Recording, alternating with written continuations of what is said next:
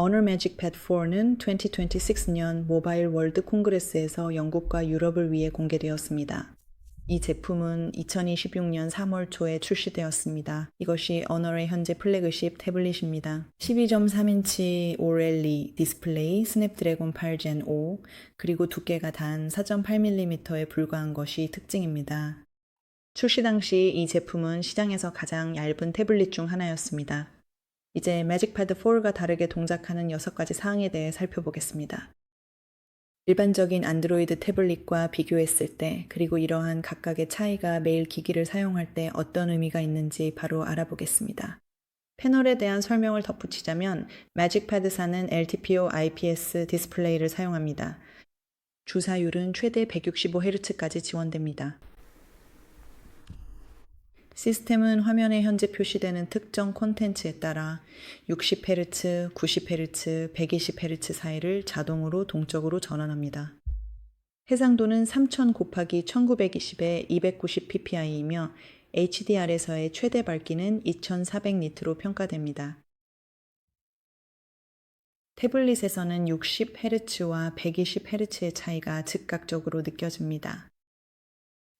처음으로 긴 기사를 스크롤하거나 앱 화면을 빠르게 넘길 때 텍스트가 선명하게 유지되고 빠른 스와이프 중에도 흐려지지 않습니다. 120Hz를 넘어서면 스와이프할 때 시각적으로 차이가 그렇게 뚜렷하게 느껴지지 않습니다. 165Hz와 144Hz는 속도감 있는 게임 엔진이나 시스템 애니메이션에서는 확실히 느껴지지만 독서나 영상 시청 시에는 그렇지 않습니다. 영화는 여전히 초당 24프레임으로 재생되고 대부분의 스트리밍도 60프레임으로 제한되기 때문입니다. 일상적인 사용에서는 내 차이를 느낄 수 있지만 특정 상황에서만 그렇습니다. 자동 모드에서는 정적인 콘텐츠에서는 패널이 60Hz로 떨어지고 스크롤할 때는 165Hz까지 올라갑니다. 다시 말해 부드러움이 필요할 때만 활성화되기 때문에 하루 종일 배터리를 소모하지 않습니다. 만약 165Hz로 수동 고정하면 배터리 수명이 약 15% 줄어듭니다. 일상생활에서는 주사율보다 OLED 매트릭스 자체가 더 중요합니다. 즉, 검은 배경에 검은 글씨는 진짜 검은색으로 보이고 영상의 HDR 하이라이트는 이 크기의 IPS 태블릿이 도달할 수 없는 수준에 이릅니다.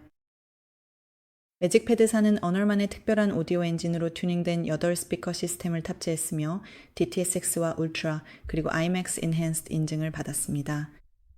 이 태블릿으로 영화를 볼 때 기기 전체 너비에 걸쳐 펼쳐지는 스테레오 사운드 스테이지를 들을 수 있습니다. 저음도 마찬가지입니다. 저음이 충분히 살아있어서 대사가 뭉개지거나 답답하게 들리지 않습니다. 스피커가 2개뿐인 태블릿에서는 대사가 그렇게 들리곤 하죠.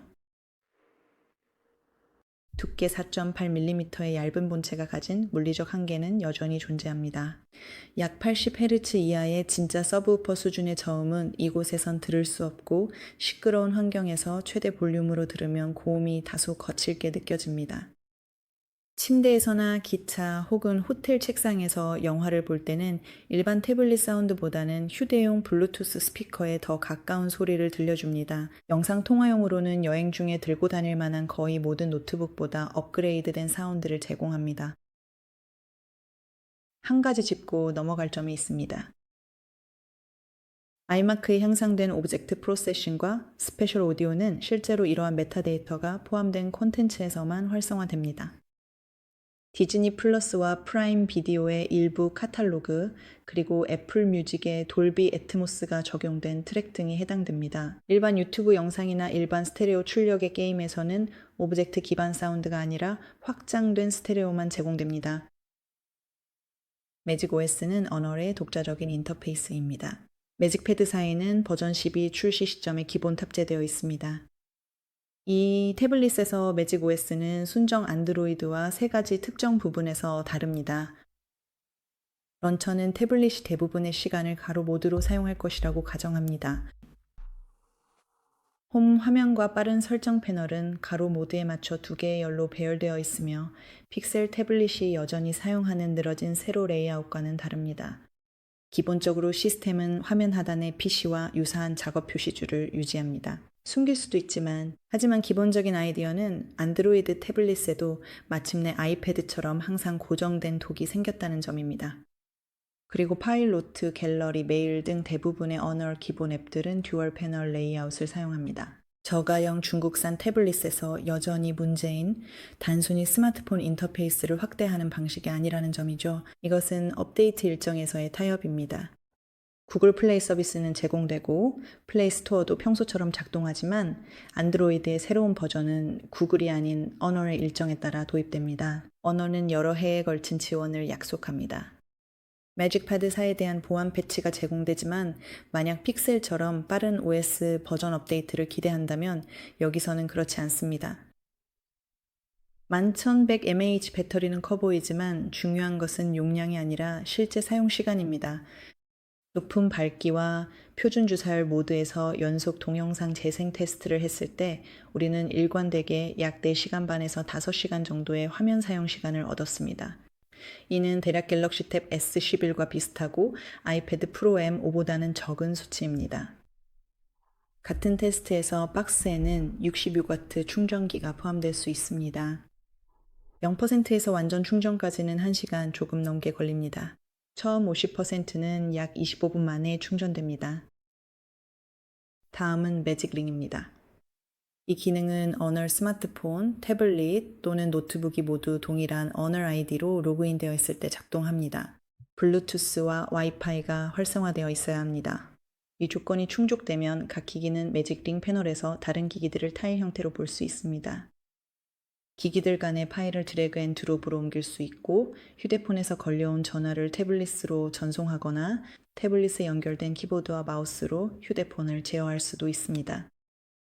아노폰과 매직링 간 파일 드래그 기능은 안정적이며 데이터는 로컬로만 전송됩니다. 구글 드라이브 등 클라우드를 거치지 않고 와이파이 다이렉트를 통해 이루어져 대용량 영상도 몇 분이 아닌 몇 초면 전송됩니다.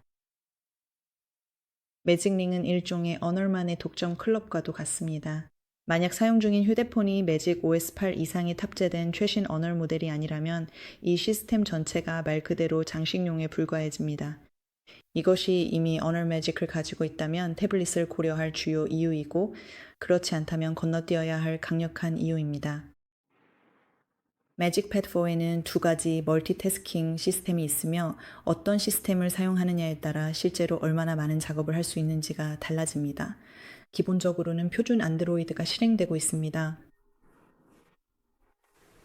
즉, 분할 화면입니다. 두 개의 앱을 나란히 띄우는 방식이죠. 정확히 반으로 나누거나 드래그 가능한 경계로 나눌 수 있으며 작업 표시줄에서 아이콘을 드래그해서 활성화합니다. 또는 하나의 앱을 열고 제가 했던 것처럼 길게 누른 다음 다시 보여드릴게요. 여기서 길게 누르고 왼쪽이나 오른쪽으로 드래그한 다음 앱을 선택해서 엽니다. 이 방식은 크롬 옆에 노트 또는 문서 옆에 줌코를 띄우는 등 일반적인 사용 사례를 모두 커버합니다. 그리고 손가락, 스타일러스 혹은 다음은 PC 모드인데 더 업그레이드된 기능이죠. PC 모드를 바로 켜볼게요. 빠른 설정에서 켜면 인터페이스가 약간 바뀝니다. 데스크톱 메타포를 활용해서 각각의 애플리케이션이 독립된 창으로 열리고 창 크기도 쉽게 조절할 수 있습니다. 작업 표시줄은 기본적으로 그대로고 변화는 없는 것 같아요. 실제로 실행 중인 애플리케이션이 표시되는 윈도우 스타일의 작업 표시줄로 전환되고 동시에 최대 20개의 창을 열 수 있습니다. 특정 애플리케이션 하나는 부드럽게 분할 화면 모드로 전환됩니다. 또 다른 애플리케이션은 별도의 플로팅 창으로 맨 위에 그대로 떠 있습니다. 그리고 세 번째 애플리케이션은 빠르게 작업 표시줄로 최소화되고 이런 식으로 계속 사용할 수 있습니다. 블루투스 키보드와 터치패드를 연결하면 이 제품은 가벼운 크롬 OS 환경에 가까워지고 매직패드4는 문서 작업이나 화상 통화에서 노트북을 충분히 대체할 수 있습니다. 언급할 만한 몇 가지 제한 사항이 있습니다. PC 모드에서 플로팅 윈도우는 적응형 레이아웃을 지원하는 앱에서만 제대로 작동합니다. 순수하게 휴대폰 기반의 앱이 작은 플로팅 창에 들어가면 그냥 창 안에 있는 휴대폰 앱처럼 보일 뿐입니다. 게임과 전체 화면 미디어 앱은 항상 그렇듯 시스템을 무시하고 화면 전체를 차지합니다. 실제 생산성을 위해서는 매일 사용하는 앱들이 태블릿에 최적화된 레이아웃을 제공하는지 미리 확인해 보는 것이 좋습니다. 이메일 클라이언트, 오피스 제품군, 비밀번호 관리자 등입니다. 매직패드사는 이미 언얼 스마트폰을 소유한 사람들에게 가장 적합합니다. 기기 간 파일 드래그 앤 드롭, 화면 공유, 알림 미러링이 서드파티 앱 없이 작동하길 원하는 분들에게도 적합합니다.